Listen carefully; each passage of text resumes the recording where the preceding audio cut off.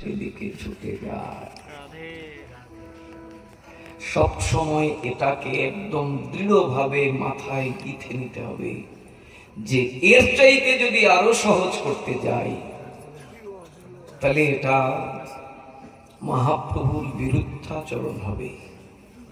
মহাপ্রভুর সাক্ষাৎ ধর্ম, তিনিই ধর্ম, অথচ তিনি ধর্ম হয়েও নিজে ধর্ম আচরণ করে জীবকে শিক্ষা দিচ্ছেন। এই ভগবান আর কোন যুগে কেউ করেছেন? কেউ না। কিন্তু ওই যে আমাদের স্বভাব, আর একটু সহজ করে দেন, বলে বাবা চিন্তা করিস না, সবকিছু খেয়ে দেও করা যায়। শুনতে অনেকের কষ্ট লাগবে, কিন্তু আমরা সবাই বসেছি ভাগবতীর কথা শুনতে। আপাতত কষ্ট লাগলেও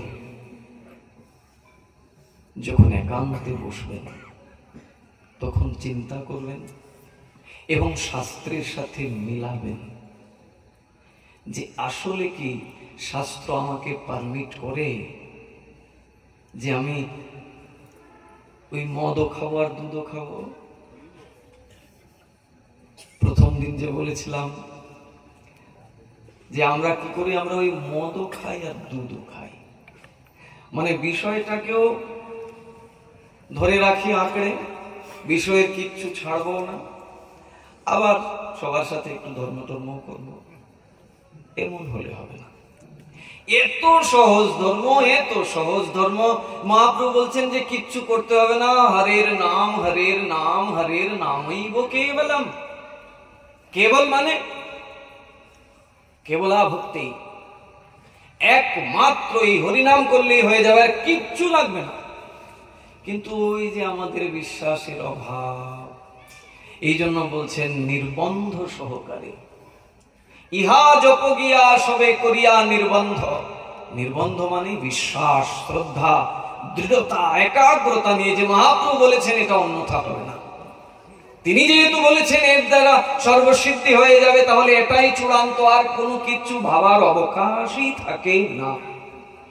কিন্তু আমাদের বিশ্বাস নড়বড়ে। বলছে আচ্ছা হরিনাম করছো ঠিক আছে, একটু ঘি দিয়ে যজ্ঞ না করলে কি হয়? একটু ওইটারও ব্যবস্থা করো না। আমাদের ওই দিকটাতে একটু বেশি আজকাল শ্রদ্ধা দেখা যায়। কোনো একটা অনুষ্ঠান, সাতবক্ষণ, অন্নপ্রাশন, দেখা যায় একদম ঘটা করে যজ্ঞের ব্যবস্থা হয়েছে, এবং যিনি যজ্ঞের পরিচালনা করছেন তিনিও একদম সুন্দর একটা লম্বা লিস্ট দিচ্ছেন। সেখানে ধুতি, শাড়ি, কত কিছু, গামছা আদি, অভাব নাই। আর আমরাও মনে করি যদি এই যজ্ঞের দ্বারা আমার সব পাপ তাপ দূরীভূত হয়ে যায়, ভগবানের যদি বিশেষ কৃপা পেয়ে যায়, তাহলে এটা করি, হরিনাম করার সময় করি আমার। এই যজ্ঞকে অপমান করা হচ্ছে না। অগ্নির দ্বারা উত্থাপিত যে যজ্ঞ, এটাকে কোনো অংশে অপমান করা হচ্ছে না। কিন্তু বলার বক্তব্য বিষয় হচ্ছে মহাপ্রভু কিন্তু কলিযুগে নাম সংকীর্তনকে যজ্ঞ হিসাবে দাঁড় করিয়েছেন। এই যজ্ঞের দ্বারাই জগৎজীবের সর্বসিদ্ধি হবে। আপনার সামর্থ্য আছে, আপনার মনে হচ্ছে যে ওটাও করেন, কিন্তু হরিনামকে সর্বোপরি রাখতে হবে। নিত্য দিন, প্রতিদিন, একদিনের জন্য হরিনাম বন্ধ হবে না। এখানে শৌচ অশৌচের কোনো বালাই রাখেননি মহাপ্রভু। এটাই তো মহাপ্রভুর কৃপা। যে কোনো অবস্থায় আপনি সেই নামকে গ্রহণ করতে পারবেন। কিন্তু তারপরেও আবার কিছু কথা আছে। যদ্যপি এই সুযোগ মহাপ্রভু দিয়েছেন, কিন্তু তার মানে এই নয় যে আমি শৌচ হয়ে করলে কোনো অন্যায় হয়ে যাবে। শৌচতা কিন্তু সাধনার একটা বিশেষ স্তম্ভ। আমাকে শৌচ থাকতে হবে, শুদ্ধতা নিয়ে থাকতে হবে। যদ্যপি মহাপ্রভু বলছেন যে মহাপ্রভু যে নাম দিয়েছেন এটা শৌচ অশৌচ যে কোনো অবস্থায় করা যায় এবং করা যাবে, কিন্তু তারপরেও একটা সময় আমাকে প্রতিদিন নির্দিষ্ট নির্ধারিত করে দিতে হবে যে সময় আমি শুদ্ধ আসনে বসবো, আমার বস্ত্র শুদ্ধ থাকবে, আসন শুদ্ধ থাকবে, আমার বাণী শুদ্ধ থাকবে, আমার চিত্ত শুদ্ধ থাকবে। একটা সময় বার করতে হবে। আসন শুদ্ধি যে করবেন তার জন্য আপনাকে বসতে হবে 3.5 ঘন্টা। ওরে বাবা, এত সময়! শুনতে আপত্তি কি? শুনে যায়, আজ না হয় কাল, কাল না হয় পরশু, চেষ্টা করতে পারবে। আর মানুষ পারে না এমন কিছু আছে, যখন তার ঈপ্সিত তার গন্তব্যকে সে নির্ণয় করতে পারবে যে আমার গন্তব্য হচ্ছে ভগবত প্রেম, গোলক হচ্ছে আমার গন্তব্যস্থল, তো সেখানে যাব কি করে? সাধনার দ্বারা। আর এই সাধনা মহাপ্রভু একদম সহজ করে দিয়েছেন।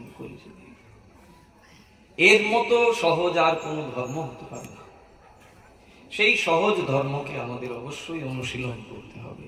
এর পরে যদি আরো সহজ কিছু করতে হয় বা কিছু করতে চাই, তাহলে সহজেরা আমাদেরকে ফাঁস দিয়ে দেবেন গলায়। এই জায়গা থেকে সাবধান। এ আউল বাউল কর্তা ভোজা নেড়া দরবেশাই মহাপ্রভুর জীবনে ছিলেন 500 বছর আগে, আর এখন ওই 13টা না কয়েকশো হয়ে গেছে। সেখানে সবকিছু চলে, সবকিছু খাও দাও, আপত্তি নাই, করো। কিন্তু এই যে কথা আর মহাপ্রভুর কথা সম্পূর্ণ ভিন্ন। এমনও আছেন সহজিয়ারা যারা চৈতন্য চরিতামৃতের একটা শ্লোককে সামনে এনে বুঝাতে চান। দেখো, চৈতন্য চরিতামৃতে বলেছে খাইয়া মৎস্যের ঝুল শুইয়া রমণীর কুল। হ্যাঁ, কোন অর্থকে কোথায় লাগাচ্ছে তাকে একবার জিজ্ঞাসা করতে হবে। গুরুদেব, আপনি যে বলছেন খাইয়া মৎস্যের ঝোল শুইয়া রমণীর কুল, এটার অর্থটা কি? মাথা নুয়ে চলে যাবে। ওইখানে ওই মৎস্যের ঝোল আর ওই রমণীকে বোঝানো হয় নাই, এটা সম্পূর্ণ পৃথক। কিন্তু আমরা ওই যে সহজ করতে চাই, আর সহজ করতে গিয়ে সহজের পাল্লায় পড়ি, আর সহজিয়ারা আমাদেরকে এইসব বলে আমাদেরকে প্রকৃত ধর্ম থেকে সরিয়ে দেয়। বিশেষ করে যারা ভাগবতের সঙ্গ করে, অন্যদের কথা ছেড়ে দিন, যারা ভাগবতের সঙ্গ করে, যারা সাধু মুখে ভগবানের কথা শুনে, আপনাদের কথা কতটুকুই বা বলব। আপনারা নিরন্তর সাধু সঙ্গ করেন। আজকে এই মহাত্মা এসেছেন, কালকে আরেক মহাত্মা, পরশু আরেক মহাত্মা, নিত্য সঙ্গ করছেন। তারপরেও যদি জিভার লালসাকে পরিত্যাগ না করতে পারি, তাহলে কি সঙ্গ করলাম? জিভার লালসায় জীব ইতি উতি ধায়, কৃষ্ণধর পরায়ণ কৃষ্ণ নাহি পায়। কেন ভগবানের এই কথাকে বিশ্বাস করি না? ভগবান যে বলছেন জিভার লালসাকে যতক্ষণ না পর্যন্ত জীব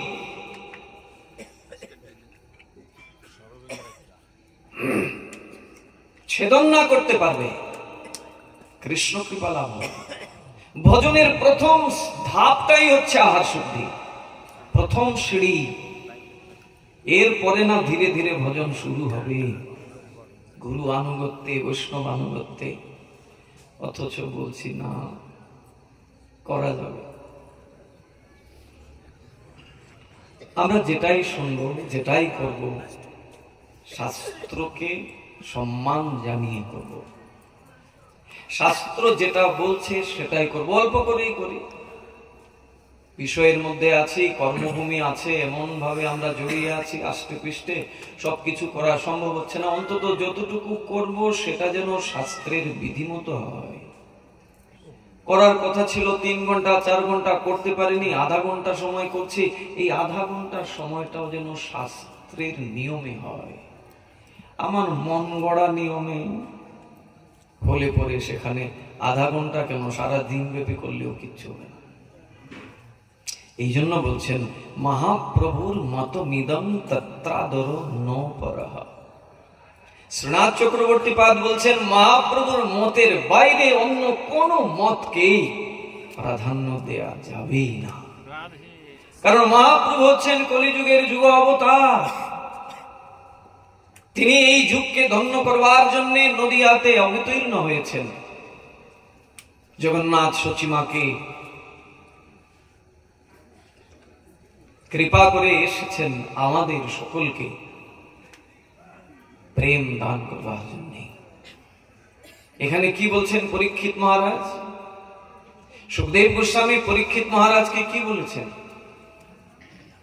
বলছেন, কলোর দোষ নিদে अस्ति एक महान गुण,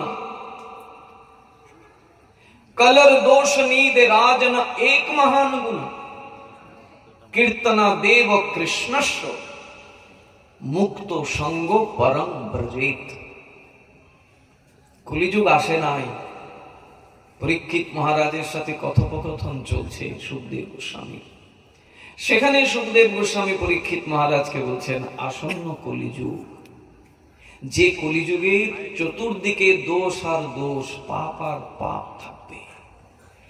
3 পা অধর্ম আর 1 পা ধর্ম।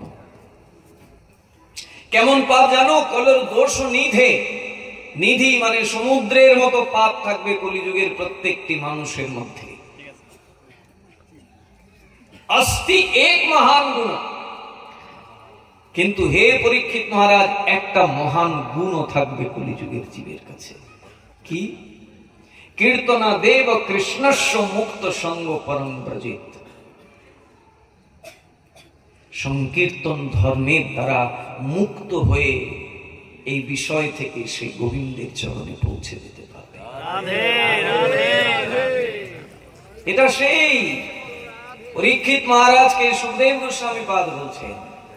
সংকীর্তন ধর্ম নিয়ে চৈতন্য দেবের উদয় হবে, আর সেই চৈতন্য দেবের ধর্মের আচরণকে যারা গ্রহণ করবে তারা মুক্ত সঙ্গ পরম ব্রজেত, মানে সেই ব্রজগতি লাভ হবে, ব্রজ ভক্তি তারা লাভ করবে, শুদ্ধ বিশুদ্ধ ভক্তিতে তারা স্নাত হবে।